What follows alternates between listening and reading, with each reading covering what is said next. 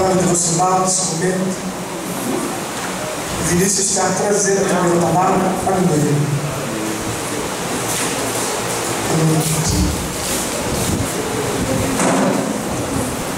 Aleluia.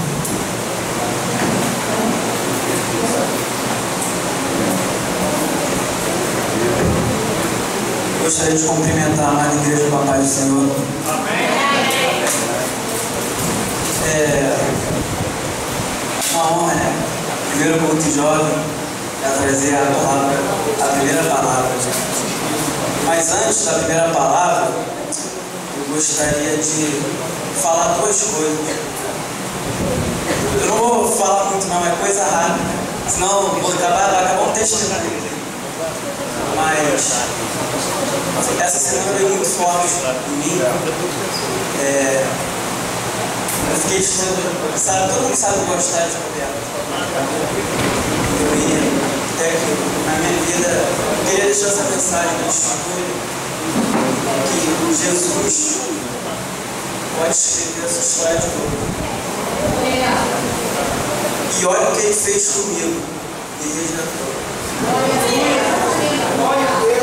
E a segunda coisa que eu queria falar cadê o pastor Cid? Pastor? Oi. Obrigado pela oportunidade. Obrigado por você estar na minha vida. Louvo a Deus pela sua vida. Tá? Vamos abrir a Bíblia em João 3,3. Quando todo mundo abrir, diz amém. Amém?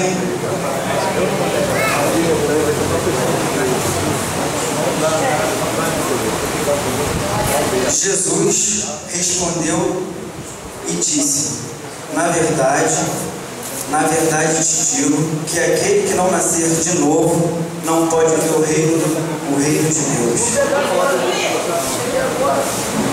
Quando a gente teve a intenção de fazer o culto jovem, a gente queria que estivesse presente não jovens já convertidos ao Evangelho, mas sim jovens de fora. E foi por isso que eu trouxe essa palavra. Porque quando fala, quando a gente faz um estudo, né, e o nascer de novo é regeneração. É por isso que eu falei um pouquinho da minha vida que me regenerou. E eu creio que ainda hoje vão entrar muitos jovens, né?